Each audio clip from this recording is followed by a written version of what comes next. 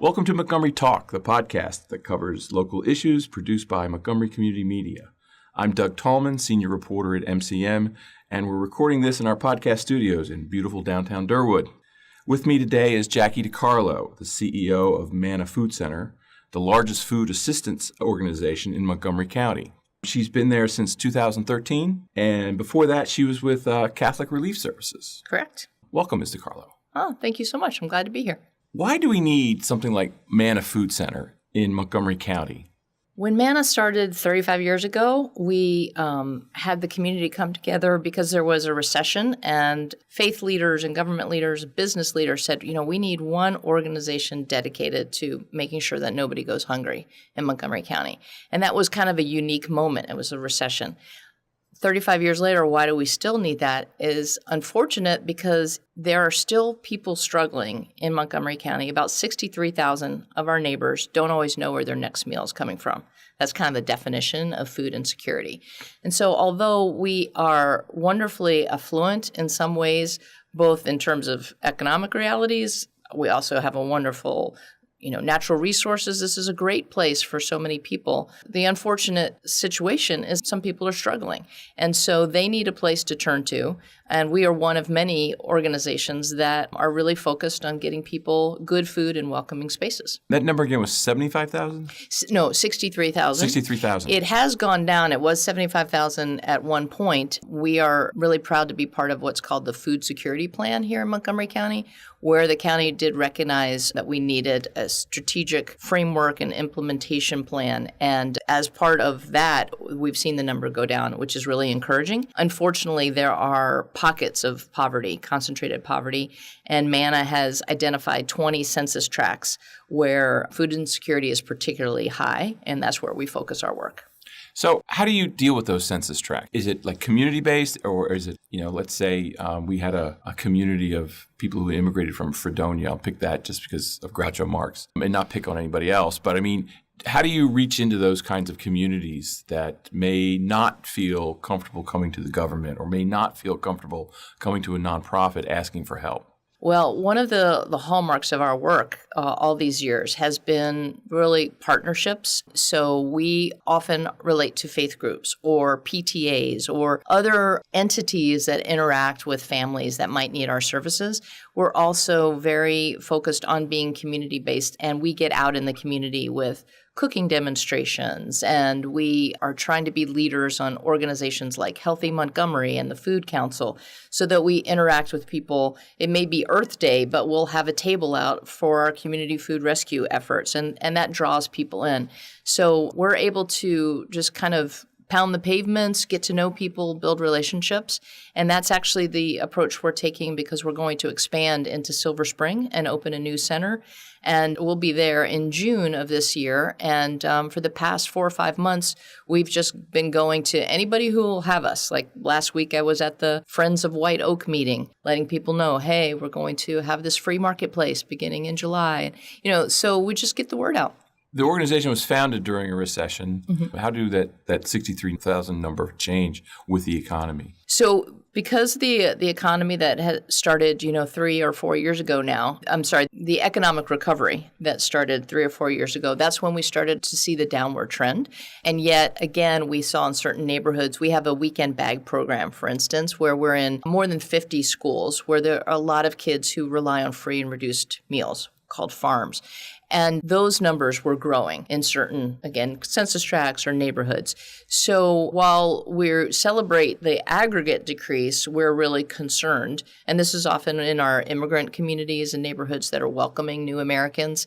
So it goes back to your earlier question. We are redoubling our efforts dealing with linkages to learning, which is a program that's based in the school system, and talking and working and strategizing, collaborating with as many groups as possible who are in these neighborhoods, in these schools, and making sure that we know that we have the right resources for them. How many people do you serve in a day or a week? The average day is about 125 families turn to us so they can come to our Gaithersburg location. We have satellite locations, about 20 different locations around the county. So every month it's about 3,100. Every Friday, we do send home bags, almost 2,900 bags of healthy food for the families. These are kind of like meal-ready kits, if you will, kind of like Blue Apron, but the kids take them home, and those go to 2,900 kids. So, we're talking 5,000 or more families a month are touched by Manna Food Center. And what did you do during the government shutdown? I understand you were part of the safety net for them. Yeah, well, as the shutdown began to drag on and we noticed that people were going to be without a paycheck, we recognized that so many of the people who turn to us at Manna are paycheck to paycheck. I mean, we serve some of your traditional food bank folks, seniors who are aging into place or people with disabilities. But we also know that we have a lot of working poor. And so we recognize that these federal workers, but also the contractors or people who are in the service industries that supported the government were going to go without a paycheck. And that's when we decided to waive our income requirement. So typically, those folks wouldn't meet our income eligibility. But during the shutdown, if they weren't getting a paycheck, they would. So we just made it really clear through social media, through our partner networks, hey, we are willing to waive that until the shutdown ends. And because there was technically a pause and there was a threat that the shutdown would happen again, and we also know that people need to recover from those kinds of disruptions, we extended it until the budget was passed. Do you find people have to overcome pride to come to Manna? It is something that we are try to be sensitive to, and so that's why our motto is good food and welcoming spaces. We try to offer as much hospitality as possible. At our new center, we are going to have an open marketplace where people can shop for free, and that's built on a model that we tested with a couple of faith-based organizations. Colesville Presbyterian Church on New Hampshire is a great example where they offer food once a month at a choice pantry, but they offer more than that. They offer hospitality where when you're waiting your turn to shop, you can hang out with your neighbors, eat cheese and crackers. The kids have a corner where there are books. So we try to make it a friendly kind of community building space. And I think that reduces some of the stigma. There are, though, I'm on Healthy Montgomery, which is a steering committee of nonprofits, government agencies, the healthcare system. And we look, really specifically at different ethnic populations. And we know that there's a concern that, for instance, some Asian Americans may not turn to us even though they do need our services. So we try to have as culturally appropriate food to offer, as well as we try to make our services kind of fit the cultural norms that make people more ready to not accept help, turn to their neighbors when they need them. A person comes to you for the first time. What happens? Well, they may come to us through another agency. So we do have strong connections with about 200 other service providers. And a great example is MCCH, Montgomery County Coalition for the Homeless. As they're transitioning people off the streets and into permanent housing, they refer them to Manna. And so we may talk actually to a caseworker who's like, hey, Doug needs some help. We're settling him in a home, and now he can get food from us. So sometimes it goes through another agency, but they schedule that pickup. Sometimes the case manager will pick it up as they're getting themselves settled, dealing with transportation. Otherwise, people can self-identify. I often tell the story of my family's situation when I was a kid. My parents split up. My mom was suddenly a single mom. She had to take on 2 jobs. Only a high school education. If she lived in Montgomery County right now, she would have to make over $80,000 with a high school education to not need food assistance or housing. So somebody like her can just pick up the phone and call. We have staff and volunteers who just confirm the residency, confirm economic situation. We ask some questions to try to make sure we match you with the spot that is closest to you. So like you and I are talking on a Wednesday. We are in the Long Branch, Tacoma Park area at Clifton Park Baptist Church. So we could schedule and say, that's closest to your home.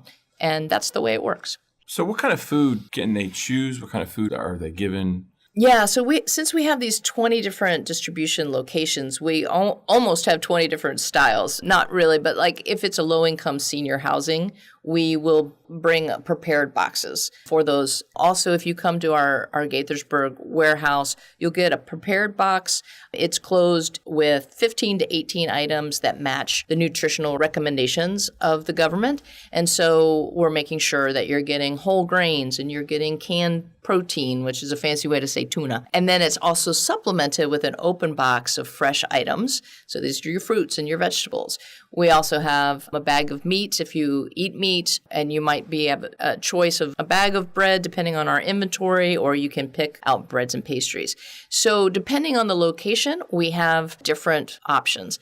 We are at this new site that will be in the area in the East County near Fairland and White Oak, and it's going to be on 29 at Tech Road. So we'll be able to have a catchment area of a lot of folks who are struggling with food insecurity. That will be a marketplace where they'll come in and they'll shop for the items based on their family size. So, family of 4 will get a certain allotment. They'll get to pick what kinds of grains or rices. What if the client has a special diet? They're either have a nut allergy or they're diabetic. Yeah, well, I'm really proud of Manna. About 10 years ago, so this was before my time, the board of directors committed to being not just about offering people food, but trying to help people with healthy lifestyles. Because unfortunately, there are a lot of diet-related diseases, and those impact the folks who are struggling in low-income households. So we have a registered dietitian on staff. That's why we make sure that our closed boxes meet the nutritional guidelines. And so we're all about health. We believe that food is medicine. In the case of somebody with, definitely religious restrictions, so we honor, kosher, halal, if people are vegetarian, but we are able to customize special boxes for different needs. I know that, one time I got a doctor's office that just referred somebody to us and commended us because we were able to help that person with her diet during chemotherapy. So even though we are serving 3,000 families a month that come to our Food for Families program, we try as much as possible to customize. If I can give a caveat, a lot of that does depend on our inventory. So you mentioned nut allergies. We'll obviously pull nuts out if we can, but in order to replace that with different foods, it depends on what we have on our shelves. So we really are reliant on the community for donations of food and funds. We have a healthy wish list of items or our most preferred and desired foods. And also if people donate money to us, then we can buy wholesale and get items that we know are appropriate for people's diets and for their cultures. Okay. We're at a good stopping point, and I'd like to take a break, and we'll come back shortly. I'm speaking with Jackie DeCarlo, CEO of Manna Food Center, and I'm Doug Tallman, senior reporter at MCM. We'll be right back.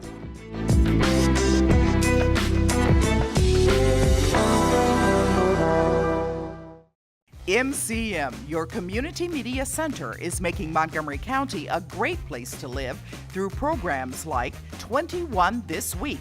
Montgomery County's hardest-hitting political talk show keeps you up to date with the local political scene. Montgomery Community Media. Our middle name is Community.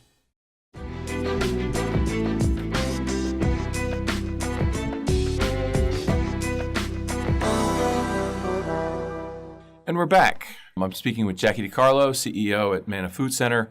I'm Doug Tallman, senior reporter at Montgomery Community Media. I want to talk, how can somebody help Manna? We often hear about how generous Montgomery County is. I think people in general are generous. What's the best way that they can show some support to you?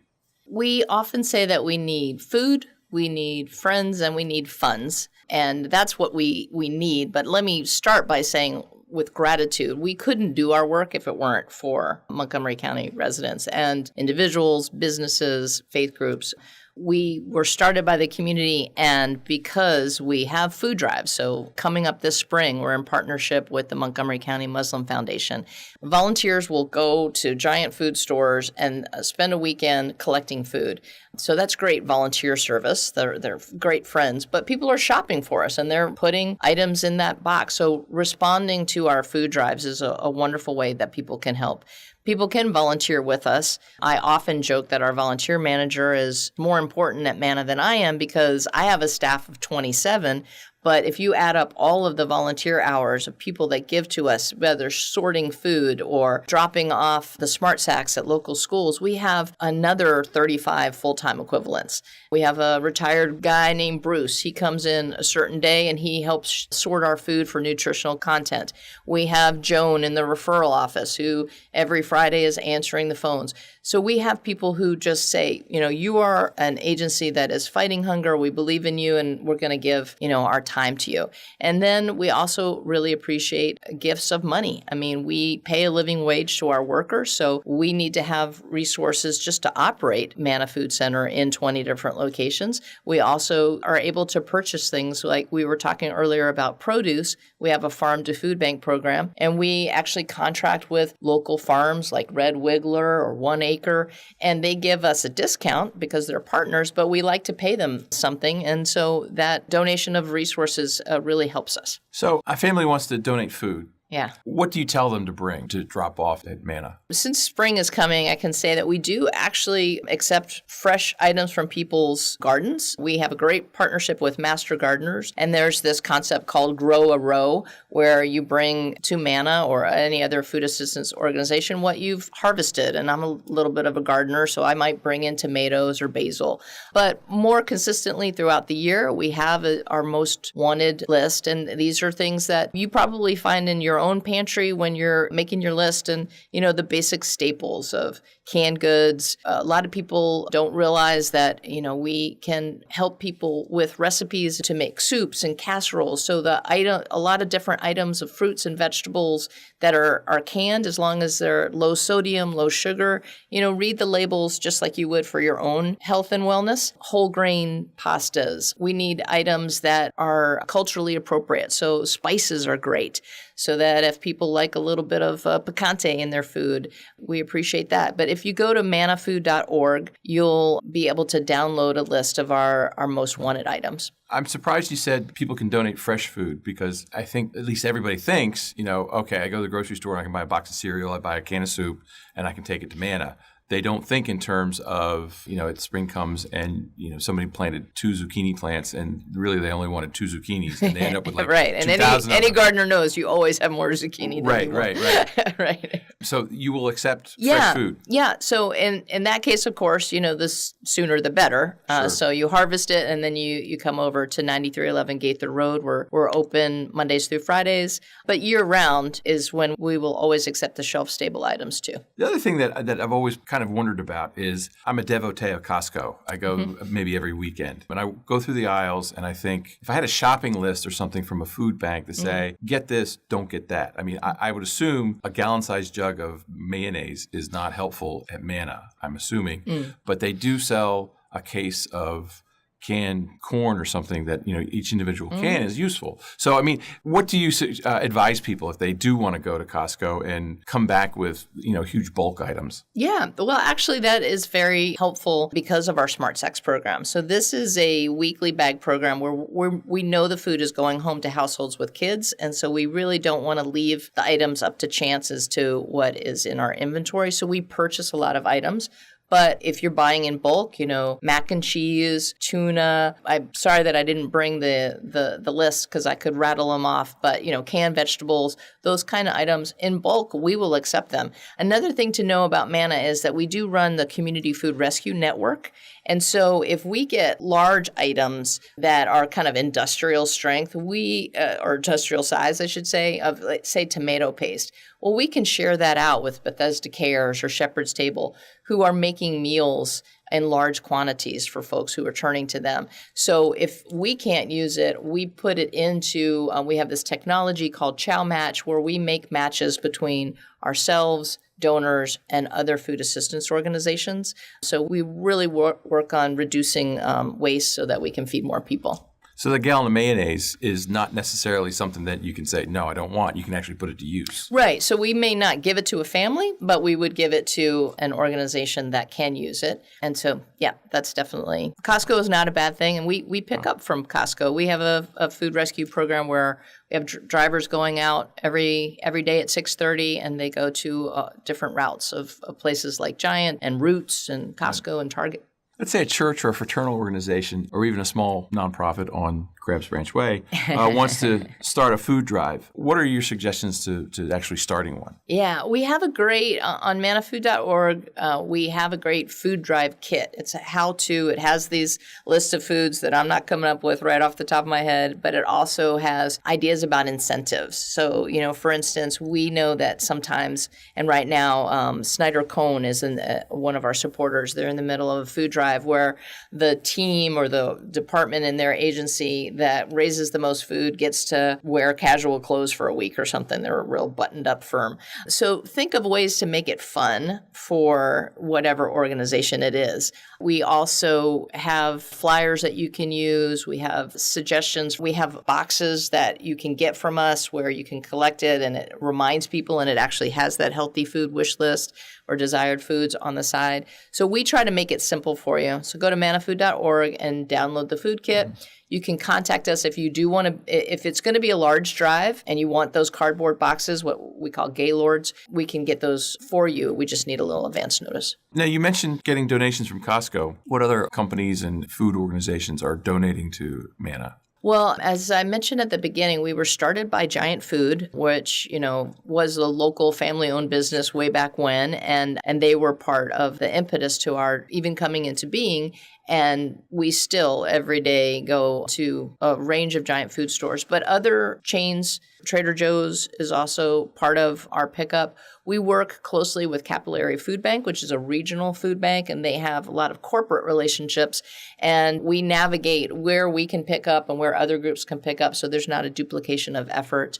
But as I say, there's also groups like the smaller chains like Moms or Roots and those groups. I'd be remiss if I didn't mention that we also pick up at farmers markets. Some of our best partners are like Bethesda Central on the weekends, and we are able through Community Food Rescue to pick up surplus food after farmers markets, which is a great way for us to get more of that healthy produce and also locally made items.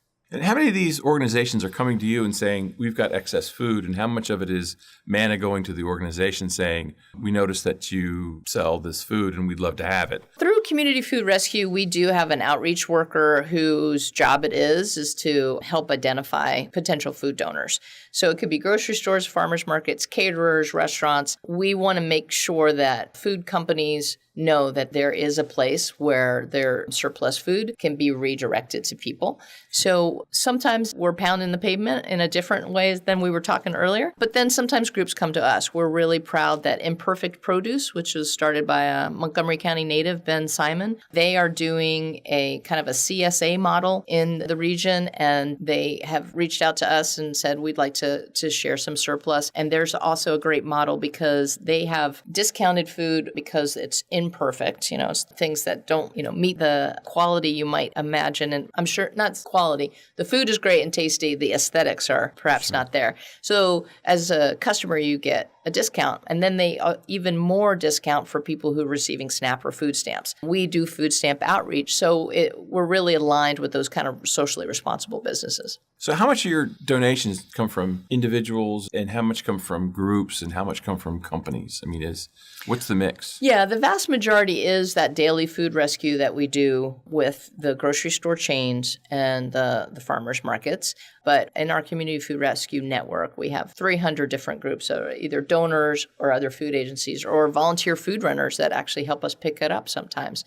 The food drives, especially the more well-known ones like Dr. King's food drive in January, the Boy Scouts and the Girl Scouts scouting for food, Yom Kippur. So those are some really essential ones that raise tens of thousands of pounds of food for us. Okay. So I want to talk a little about the size of Manna because I've been there and it's impressive. Your main site, I guess you'd call it, is at 9311 Gaither Road off Shady Grove Road. Exactly. They're building something like 40,000 square feet? No, that's about 12,000 square feet. 12,000 square feet. Pardon me. No problem. How many employees do you have? We have about 27 folks on the payroll. Not all of them are full-time. We also have some contractors that make our work possible. Okay. And how many volunteers? If you add it up, it's over 30,000 hours of volunteers throughout the year. And this can be SSL hours. It can be a faith group doing box packing, a family doing box packing. But we calculate it to be that we have about 100 regular volunteers. So those folks that I was talking about who come on a set schedule, like, Karen and Nancy and other folks that I see every Tuesday, those kind of people, it's about 100. And you've got a number of trucks, too. I see the Manna Food trucks as I drive around Montgomery County. Yep. So we have refrigerated trucks we have a fleet of about 6 refrigerated or box trucks. We have a van where we do small pickups from food drives. And then we also have Manny, which is the nickname for an old school bus that we renovated and turned into a kitchen, which can do nutrition and lessons on the bus, as well as it serves as a pop-up pantry. So when we were talking about those neighborhoods of concentrated need, we want to make sure we can go anywhere that people need food for a pop-up pantry. Manny enables us to do that, but we don't want to just give food to people. We want to help build skills. And so we have that commercial kitchen where we can do cooking lessons. In aggregate, how much food do you distribute in a year? It's about, kind of ranges, but land on about 3 million pounds of food a year. You're looking at me like, that's a lot of food. I'm sorry for the listeners. I just was amazed at 3 million pounds. Now, you're the largest food bank in Montgomery County, but you're not the only food bank in Montgomery County. How many are there? Yeah, so there is a great network. The Food Council, which Manna serves on, has identified about 150 groups. And those range from faith-based group that is doing a food pantry in their place of worship with all volunteers, and they may open that, every weekend when they're having services, to a group like Manna, which is volunteer-powered but also professionally staffed. So we are considered the largest because we're a community-based organization. We focus only on Montgomery County, but we have many, many partners that we work side to side with to make sure that food doesn't go to waste. We also do referrals. So for instance, at Manna, the Food for Families, you can come to us once a month. But if it's a situation where it's 3 weeks and, it's not your time to return, well, we can say, go to Gaithersburg Help or go to Nourish Now. And so we try to connect people with other food resources as well as other resources like clothing or utility assistance, that sort of thing. You've got how many satellite sites? You said 20? 20 total. Some of them are drop-offs. We have, on a daily basis, partners that are faith groups, or like in East County, we are at the rec center. We really appreciate the rec center welcomes us every Friday, and we're able to set up shop. And that's kind of that modified choice that I was talking about, where people get a closed box, but they can pick their fruits and vegetables or whatever. Do you make any effort to make sure these stops are on a ride-on location or... Yeah, most definitely. So because we're part of the food security plan, we work really closely with the Food Council and the county government. There's something called Food Stat Now, which is a conglomeration of data points. It's where grocery stores are. It's where ride-on bus stops are.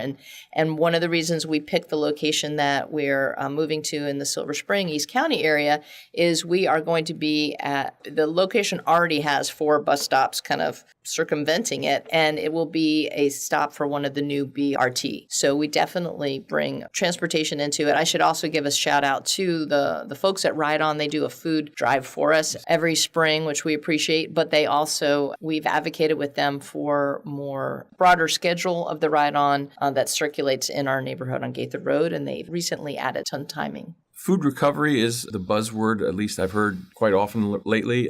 That is, you take prepared food that wasn't served but still good and find some way to get it to a needy person.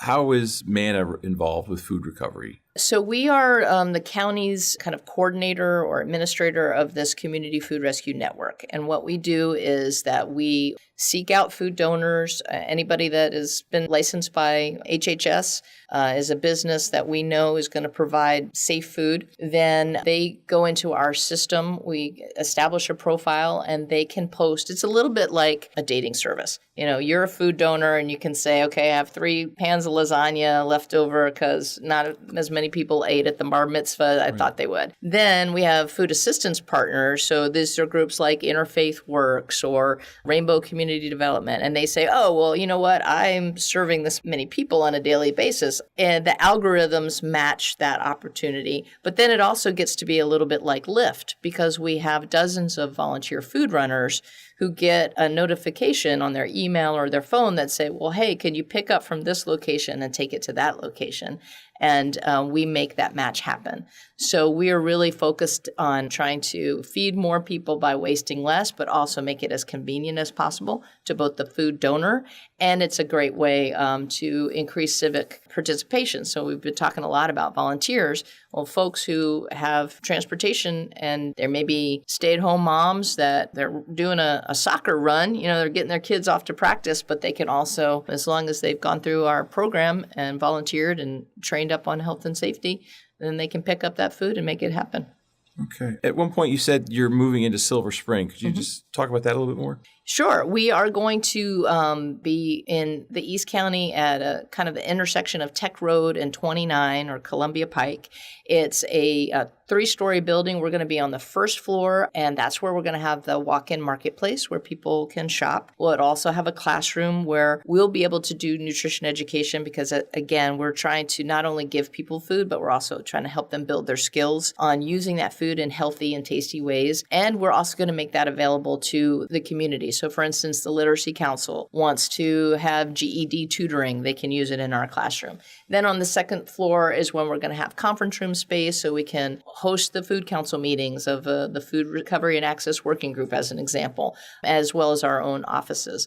So that will be happening this summer. And we appreciate this podcast as an opportunity to get the word out. But all of the updates will be mannafood.org. And we're right now in the process of doing what we're calling community talks, where we're trying to get to know our new neighbors and learn what would be the best hours of operation. So should we do more evenings? Should we do more weekends? That sort of thing to make it more convenient and go with the lifestyles of the folks who need to turn to us. Okay. Mannafood.org is your website. What's the phone number? 301-424-1130.